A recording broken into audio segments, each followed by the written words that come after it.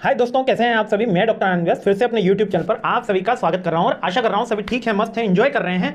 आज के जो वीडियो है वो आपकी ऑन डिमांड वीडियो सीरीज में हमने एक सीरीज पूरी स्टार्ट करी है, जो आपकी तरफ से हमको बहुत बार क्वेरी आ रही थी कि सर डिफरेंट स्ट्रीम, भले वो फाइनेंस हो, HR हो, मार्केटिंग हो, OM हो, क्या स्कोप रहने वाला है। हमको बहुत सारे स्ट्रीम को लेकर डाउट हैं। करियर काउंसलिंग सेशन में भी हम इसको डिटेल में कवर अप कर चुके हैं, बहुत सी चीजें हम ऑलरेडी बता चुके हैं, डिफरेंट स्ट्रीम के ऑप्शंस पे बात कर चुके हैं। लेकिन अब हर एक स्ट्रीम का कह सकते हो कि पूरा का पूरा डिस्क्रिप्शन आपको मिलने वाला है। लाइक जब मैंने फर्स्ट स्ट्रीम ली है exploring the world of MBA in finance, यानी कि इस वीडियो के अंदर अपन बात करने वाले हैं कि फाइनेंस की फील्ड होती क्या है, इसका स्कोप क्या है, इसमें करियर अपॉर्चुनिटी कौन सी है, कौन सी स्किल हमको सीखनी होगी, और इसके साथ में हमें कौन कौन सी कह सकते हो कि कौन से ऐसे ऑप्शंस हैं जिससे हमारा करियर नेक्स्ट लेवल पे पहुंच जाए। ठीक है, मतलब करियर अपॉर्चुनिटी भी आ गई, फाइनेंस भी आ गई, किन के लिए फाइनेंस का बैकग्राउंड अच्छा रहेगा, किन के लिए फाइनेंस का बैकग्राउंड अच्छा नहीं रहेगा, ये सारे के सारे क्वेश्चन का जवाब हम इस वीडियो के अंदर देने वाले हैं।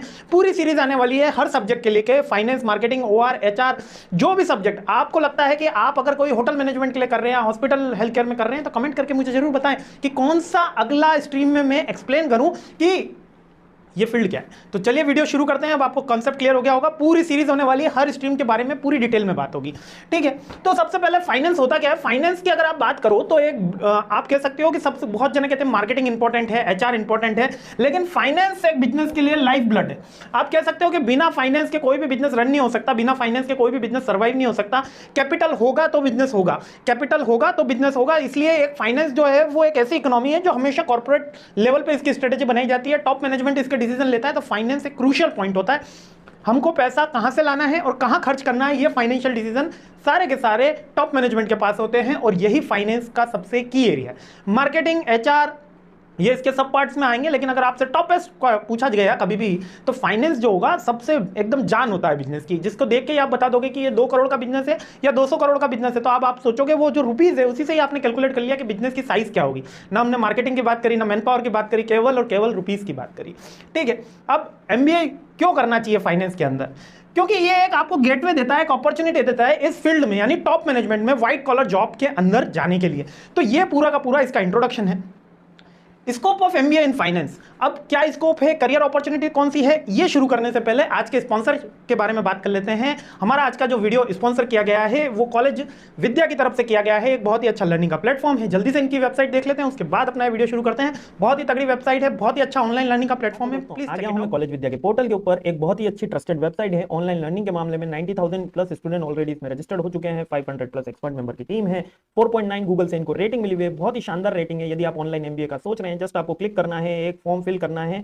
और यदि आप फाइनेंस का सोच रहे हैं तो जस्ट स्पेशलाइजेशन में finance university financial management click करिए, फाइनेंशियल एंड अकाउंटिंग क्लिक करिए, है ना। और जस्ट आपको यहां पर कुछ ही सेकंड्स में पता चल जाएगा कि कौन सी यूनिवर्सिटी आपके लिए बेस्ट होने वाली है। इसके लिए आपको कुछ क्वेश्चंस का जवाब देने हैं, 4-5 क्वेश्चंस का, कि आपका बजट कितना है। अगर आप EMI का ऑप्शन लेना चाहते हैं, नहीं लेना चाहते, ये उन स्टूडेंट के लिए बहुत बढ़िया रहेगा जो अपना लो बजट में करना चाहते हैं, या जितने फाइनेंशियली इतने साउंड नहीं है लेकिन उनके अंदर नॉलेज है काफी, और यूनिवर्सिटी उनको EMI का ऑप्शन नहीं दे रही, तो ये वेबसाइट आपको EMI का ऑप्शन भी प्रोवाइड करा रही है। जस्ट हमको अपने परसेंटेज फिल करने हैं, कुछ क्वेश्चंस का जवाब देने हैं, और जैसे ही हम ये सारी चीजें कर देंगे विद इन 2 मिनट्स के अंदर, कहती है यूनिवर्सिटी, लेकिन 1-1.5 मिनट के अंदर प्रोसेस कंप्लीट हो जाता है।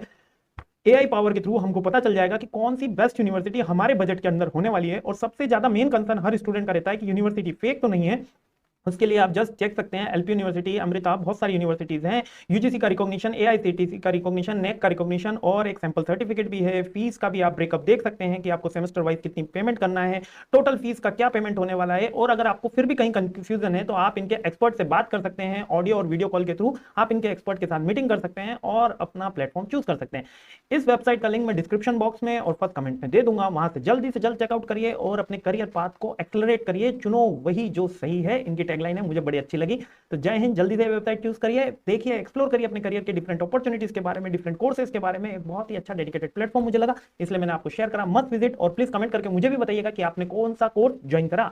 हाँ, तो बात कर लेते हैं अपन स्कोप के बारे में कि फाइनेंस का MBA फाइनेंस का क्या स्कोप है। बेसिकली एमबीए फाइनेंस ग्रेजुएट होने के बाद मींस कि अगर कोई बीकॉम है या अगर कोई आर्ट फील्ड से भी इसमें आ रहा है तो उसके लिए बहुत हेल्दी स्कोप इसके अंदर क्रिएट हो जाता है, न केवल प्राइवेट जॉब में बल्कि गवर्नमेंट सेक्टर्स के अंदर भी इसके अंदर क्रीम जॉब निकलती है। मतलब क्रीम जॉब का मतलब आप समझ लो कि गवर्नमेंट सेक्टर में 1 लाख 2 लाख का भी पैकेज स्टार्ट होता है एमबीए फाइनेंस के लिए, ठीक है। और फाइनेंस के जो मार्केट डायनामिक्स है इसके अंदर आप स्टॉक, बॉन्ड्स, कमोडिटीज सीखोगे, डिवेंचर सीखोगे, ये बहुत सारे इसके डायनामिक्स जितने भी होते हैं फाइनेंस सेक्टर के वो एमबीए के अंदर सिखाए जाते हैं, ठीक है। तो बेसिक आपको स्कोप समझ में आ गया कि इसका स्कोप एक वाइटल स्कोप है। अगर आपको फाइनेंशियल फील्ड्स के अंदर जाना है, अभी अपन करियर अपॉर्चुनिटीज में उसमें और डिटेल में बात करेंगे, लेकिन इसमें प्राइवेट और गवर्नमेंट दोनों सेक्टर्स में इक्वल जॉब्स अपॉर्चुनिटी है।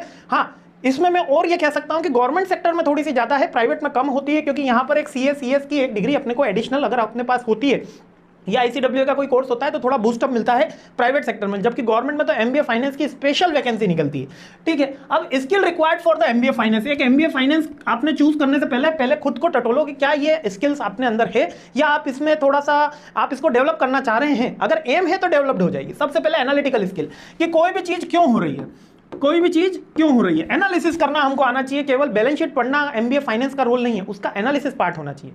बैलेंस शीट यानी कि किसी का भी फाइनेंशियल स्टेटमेंट को फिल आउट करना हो तो बीकॉम वाला भी कर लेगा, वो तो 12th पास कॉमर्स वाला भी कर लेगा कि अगर बैलेंस शीट बनानी है उसका एनालिसिस करना स्किल आनी चाहिए। फाइनेंशियल मॉडलिंग एनालिसिस, इसको फाइनेंस के साथ एड ऑन करना।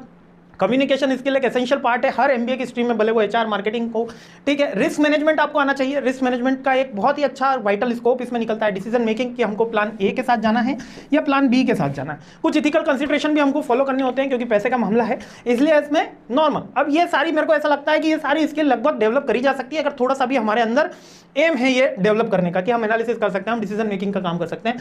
कोर्स करिकुलम की मैं बात करता हूं तो इन्वेस्टमेंट एनालिसिस करके एक सब्जेक्ट आएगा आपका, portfolio management, theory plus numerical का सब्जेक्ट है। Financial planning and tax management 90% theory है और 10% न्यूमेरिकल है, ठीक है। फाइनेंशियल डेरिवेटिव्स करीबन 80% थ्योरी है। एमबीए के कोर्स करिकुलम में बात कर रहा हूं, वो 20% न्यूमेरिकल है। Foreign exchange and risk management करीबन 70 to 75% थ्योरी है पूरी की पूरी, और credit and risk management same 70 to 75% इसके अंदर थ्योरी है और 20 to 25% कह सकते हो न्यूमेरिकल है। तो ऑलमोस्ट ऐसा नहीं है कि केवल थ्योरी है, ऑलमोस्ट ऐसा भी नहीं है कि केवल न्यूमेरिकल है। जब आप एमबीए फाइनेंस के सब्जेक्ट्स को देखोगे तो दोनों सब्जेक्ट आपको देखने को मिलेंगे, थ्योरी भी मिलेगी और न्यूमेरिकल भी मिलेंगे। Getting my point? आगे बढ़ते हैं। ये है इस वीडियो की जान, जिसके लिए यहां तक आपने मेरा वीडियो देखा, वो है career option in the finance. बहुत से स्टूडेंट कंफ्यूज होते हैं कि कौन कौन सी जगह हम एमबीए फाइनेंस को तो नौकरी नहीं है सर, एमबीए फाइनेंस के लिए तो कोई कंपनी ही नहीं आती है। बहुत एक यूजुअल टर्मिनोलॉजी, भैया आएगी कैसे अगर आपको पास, अगर आपने स्किल डेवलप नहीं करी। अब देखिए, पहली cream job investment banking, corporate finance, financial consulting जिसमें फाइनेंशियल एनालिस्ट और फाइनेंशियल एडवाइजर। आज मैं मेरे फाइनेंशियल एडवाइजर को हर मीटिंग का करीबन 2 से 5,000 रुपीज, डिपेंड करता है हमारी मीटिंग किस लंबे पे चल रही है और कितने हमने वेल्थ पे बात करी है, 2 से 5,000 रुपए तक हम हमारे फाइनेंशियल एडवाइजर्स को पेमेंट करते हैं। अभी हम भी उसकी लर्निंग प्रोसेस में है, मैं भी लर्निंग प्रोसेस में हूं। अब सोचिए कि ये फाइनेंशियल कंसल्टेंट करता क्या है। फाइनेंशियल कंसल्टेंट ये करता है कि हम उसको बोलते हैं कि भैया हमारे पास 20 लाख रुपए है इन्वेस्टमेंट करने के लिए। अब आप बताइए कि मेरे को कहां कहां करना चाहिए। वो बोलेगा शेयर में करना चाहिए, वो बोलेगा स्टॉक में करना चाहिए। आप शेयर के बाद उसके बाद स्टॉक तो सेम थिंग हो गई, वो बोलेगा बॉन्ड में करना चाहिए, वो बोलेगा बैंक में एफडी कराना चाहिए, वो बोलेगा कुछ कैपिटल खरीद सकते हैं आप, कुछ गोल्ड वगैरह, कुछ इस तरीके से आप चीजें खरीद सकते हैं। तो ये वो सारा का सारा हमको एक ब्लूप्रिंट देगा जिससे हमारा एवरेज रेट ऑफ रिटर्न 18 से लेकर 20% तक आएगा, और उसका हम उसको पेमेंट देते हैं कि भैया अगर 20 के 40 लाख हुए 5 साल में तो थोड़ा कमीशन तुम्हारा भी बनेगा। और फाइनेंशियल कंसल्टेंट एक ड्रीम जॉब होती है।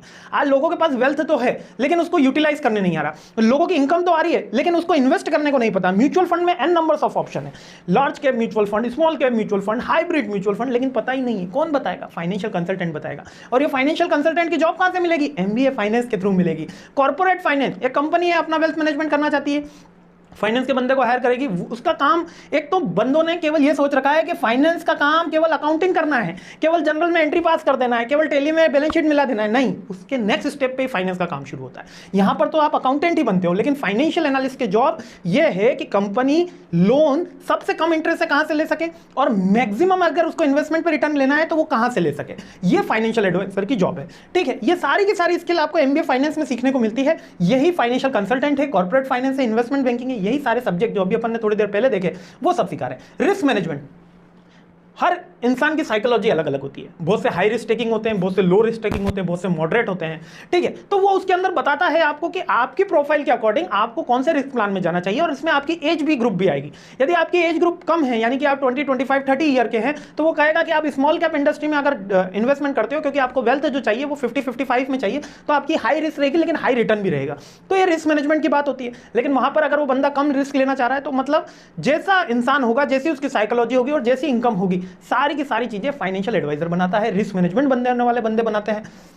Assets management and loan officer, अब बहुत सी कंपनी है जो केवल लोन देने का काम कर रही होती है, मींस के लोन रिकवरी का डिपार्टमेंट अलग है, लेकिन लोन ऑफिसर की जिम्मेदारी पूरी फाइल कंप्लीट करना, जो लोन की जो फाइल होती है वो पूरी की पूरी कंप्लीट करना, जिसके अंदर मींस आप नॉर्मल जो डॉक्यूमेंट मांगते हैं, आईटीआर का रिटर्न हो गया, आपकी फॉर्म का जीएसटी नंबर हो गया, आधार कार्ड पैन कार्ड की कॉपी हो गई, इसके अलावा रिलेवेंट डॉक्यूमेंट्स हो गए, एसेट्स की कॉपी हो गई, जो बिजनेस का रजिस्ट्रेशन नंबर हो गया, ये सारी की सारी जो फॉर्मेलिटी है वो लोन ऑफिसर करता है, और उसके बदले में आपको क्या देता है, लोन प्रोवाइड कराता है, और उसमें उसका बदलिंग थोड़ा सा एज होता है, जो आपसे नहीं ले रहा बल्कि उस फॉर्म से रहा होता है जिसके फर्म से आपने लोन लिया। तो एक लोन ऑफिसर, क्योंकि लोन की रिक्वायरमेंट हर किसी को है, भले वो हाउसिंग लोन हो, भले वो कॉर्पोरेट लोन हो, भले वो होम लोन हो, भले वो कार लोन हो, भले वो ऑटोमोबाइल पे लोन हो, लोन हर किसी ने ले रखा है। मिडिल क्लास आदमी तो लेता ही है, और टॉप वाले ज्यादा लेते हैं, लोअर वाले कम लेते हैं लेकिन टॉप वाले ज्यादा लेते हैं। यानी कि आप अमीर लोगों के पास जाएंगे तो उनके पास ज्यादा कर्जा मिलेगा। तो एक लोन ऑफिसर जो आपको कम इंटरेस्ट रेट पे, लाइक एक पॉलिसी बाजार करके वेबसाइट है, आप सब जानते हैं, ठीक है। उस पॉलिसी वेबसाइट क्या कर रही है कि सब तरह के एक तरीके का आपको पोर्टल अवेलेबल करा रही है कि आप कहां से किस तरीके से इंटरेस्ट ले लें, लेकिन वो समझा नहीं पा रही। अगर यहीं पे एक कंसल्टेंट आपको मिल जाए जो आपके होम की ईएमआई में लैक्स तक बचा दे, तो क्या आप उसको 10-20 हज़ार नहीं दोगे? देंगे। लेकिन ये जॉब कौन से मिलती है? एमबीए फाइनेंस, इंश्योरेंस सेक्टर भरमार है एमबीए फाइनेंस वाले बंदों की। इंश्योरेंस तो जब से कोविड आया तब से इसका बूम काफी हाइक पे आ गया है। और फिर फाइनेंशियल टेक्नोलॉजी, अब ये फाइनेंशियल टेक्नोलॉजी वाला सेक्टर कौन सा है जो अभी रैपिड में आया? कौन सा? जैसे ग्रो हो गया, एंजल वन हो गया, ये ऑर्गेनाइजेशंस हमको थोड़ा सा फाइनेंशियल एड ऑन करते हैं। Financial technology K fintech organisations हैं, जो एक ऐसे तो ब्रोकरेज हाउस है, जीरोधारा हो गया, ग्रो हो गया, एंजल वन हो गया, ये क्या कर रहे हैं? ये हमको फाइनेंशियली इंक्लूजन की तरफ ले जा रहे हैं, बैंकिंग रेगुलेटरी की तरफ ले जा रहे हैं। जो भीम एप्लीकेशन यूज कैसे करना है, फोन पे यूज कैसे करना है, गूगल पे यूज कैसे करना है, ठीक है, हमने अकाउंट बना लिया, इसके कौन से बेनिफिट्स हमको मिल रहे हैं और किस तरीके से हमको बिजनेस को इसके अंदर इंट्रोड्यूस करके मैक्सिमम रेवेन्यू अर्न करना है, ये फाइनेंशियल टेक्नोलॉजी से हम हेल्प कर सकते हैं, मींस बता सकते हैं लोगों को कि ये सारी चीजें होती है। बहुत सारी ample amount of career opportunity. अगर मैं गवर्नमेंट सेक्टर में इसमें बात करता हूं तो गवर्नमेंट सेक्टर में बैंकिंग सेक्टर में इसकी काफी हेल्दी डिमांड आती है। आईबीपीएस की हर 6 महीने में वैकेंसी निकलती है, जो एमबीए फाइनेंस वालों के लिए एकदम क्रीम जॉब होती है। हर 6 महीने में फिक्स रहता है आईबीपीएस वैकेंसी निकालेगा। रीजनिंग, मैथ्स, जीके, इंग्लिश, ये 4-5 सब्जेक्ट उसके अंदर होते हैं, और सीधे सीधे आपका एमबीए फाइनेंस का अगर आपको फाइनेंशियल इंस्ट्रूमेंट्स थोड़े से अच्छे से हैं तो काफी अच्छे से आप पीओ तक की जॉब आसानी से ले सकते हो, लेकिन थोड़ी उसमें प्रैक्टिस लगती है। तो बहुत सारी एक वाइटल कैरियर अपॉर्चुनिटी, और याद रखना है सारी की सारी व्हाइट कॉलर जॉब है, मींस के सारी की सारी आपको कौन सी मिल रही है? बैक ऑफिस में मिल रही है। हाँ ठीक है, जब हम फाइनेंशियल कंसल्टिंग में करते हैं तो ऑफिस में बैठ के आपको कस्टमर को कन्विंस करना होता है, पार्ट ऑफ मार्केटिंग ही है। इसलिए मैं समटाइम्स जो फाइनेंस म्यूचुअल फंड एडवाइजर बन रहे हैं या इंश्योरेंस एडवाइजर बन रहे हैं, मैं उनको मार्केटिंग भी एडवाइस करता हूं कि आप फाइनेंस के साथ मार्केटिंग लीजिए, आपकी कम्युनिकेशन स्किल इंप्रूव होगी। नो डाउट एक वाइटल सेक्टर हमारे सामने मिला, ठीक है। इसके अलावा हम कुछ टिप्स हैं, लाइक कि आपको हमेशा अगर फाइनेंस के सेक्टर में जाना है तो एक थंब रूल याद रखना, तो फाइनेंस में ट्रस्ट बनाने में सालों लग जाते हैं, बिगाड़ने में एक पल लगता है। तो यहां पर आपको जितना भी नेटवर्क आप अपना स्ट्रॉन्ग करते रहोगे, आपका ट्रस्ट बिल्डअप होता रहेगा, आपका फाइनेंस बढ़ता चला जाएगा। मींस के उसमें जॉब्स कम हैं लेकिन वही होगा जो उसमें ट्रस्ट वर्दी होगा। जैसे कि रेगुलर अगर हमारी बात करी जाए तो हमारे बैंक है, कुछ करंट अकाउंट्स हैं, कुछ सेविंग अकाउंट्स हैं, ठीक है। करंट अकाउंट में हमारे रेगुलर कुछ अमाउंट जमा होता है, ऑनलाइन होते हैं ट्रांजैक्शन, लेकिन ऑफलाइन भी हमको रेगुलर हर हफ्ते के अंदर कुछ पैसा, कुछ अमाउंट जमा कराना होता है। तो इसमें कोई ट्रस्टी बंदा होगा, वही वो वहां पे जाके जमा करा सकता है जिसको थोड़ा सा बैंकिंग का नॉलेज भी होगा। तो एक ट्रस्ट हमेशा फाइनेंस के साथ जुड़ा हुआ रहता है, और वो ट्रस्ट कब बिल्ड होगा? जब वो नेटवर्किंग, जब आप वेल नोन होंगे। तो वेल नोन होने के लिए क्या है? हमको कॉन्फ्रेंस अटेंड करनी है, हमको वर्कशॉप अटेंड करनी है, हमको फाइनेंस के सेक्टर को एक्सप्लोर करना है, हमको बैंकिंग सेक्टर को एक्सप्लोर करना है। Stay update with the financial news. Financial news में मतलब आपको इंडियन गवर्नमेंट की तो कम से कम फाइनेंशियल पॉलिसीज, जीडीपी, जीएसटी, इसके बारे में बेसिक फंडे तो क्लियर होने ही चाहिए। और जो न्यूज करंट में चल रही है कि जीएसटी की रेट बढ़ाई गई, इस पे एक्सपोर्ट ड्यूटी कम करी गई, इस पे एक्सपोर्ट ड्यूटी बढ़ाई गई, वो सारी चीजें आपको न्यूज़पेपर पे मिल जाती है। अपडेट होना चाहिए। परस्यू रिलेवेंट सर्टिफिकेशन, बहुत सारे सर्टिफिकेशन कोर्स हैं, एक वेबसाइट बता देता हूं यहां पर, एनपीटीईएल तो एक वेबसाइट है ही, कॉलेज विद्या के पास भी फाइनेंशियल सर्टिफिकेशन के कोर्स हैं, वो भी फ्री ऑफ कॉस्ट हैं। एनपीटीईएल भी गवर्नमेंट की वेबसाइट है। दोनों जगह आप बहुत सारे एम्पल अमाउंट्स के कोर्स विजिट कर सकते हो। कंसीडर इंटर्नशिप, यहाँ बच्चे बहुत मिस कर जाते हैं। यानी कि जो हमारे इंटर्नशिप प्रोग्राम होता है, फाइनेंस के बच्चे क्या सोचते हैं, अरे बैंक कौन जाएगा, हम क्यों बैंकिंग का इंस्ट्रूमेंट देखेंगे, हम क्यों अकाउंट ओपनिंग का काम करेंगे, हम क्यों बैक ऑफिस में चेक क्लियरेंस का काम करेंगे, हम तो घर बैठेंगे। तो यहाँ पर जब भी आपको इंटर्नशिप मिलती है तो उसको बहुत सीरियसली आपको लेना है। तो दीज आर द टिप्स। अपन ने पूरे इसके सेक्टर पे बात करी, सारी स्किल्स पे बात करी, सारे सब्जेक्ट पे बात करी। कैसा लगा मेरा वीडियो मुझे जरूर बताइएगा। कॉलेज विद्या की वेबसाइट भी एक बार जरूर विजिट करिएगा, डिस्क्रिप्शन में मैंने लिंक दे दिया है। बहुत ही अच्छा प्लेटफॉर्म मुझे भी लगा। और आपको लगता है कि ऐसे वीडियो और आने चाहिए तो प्लीज़ कमेंट करके मुझे ये भी बताइए। Thank you for watching my this video. I really appreciate your time.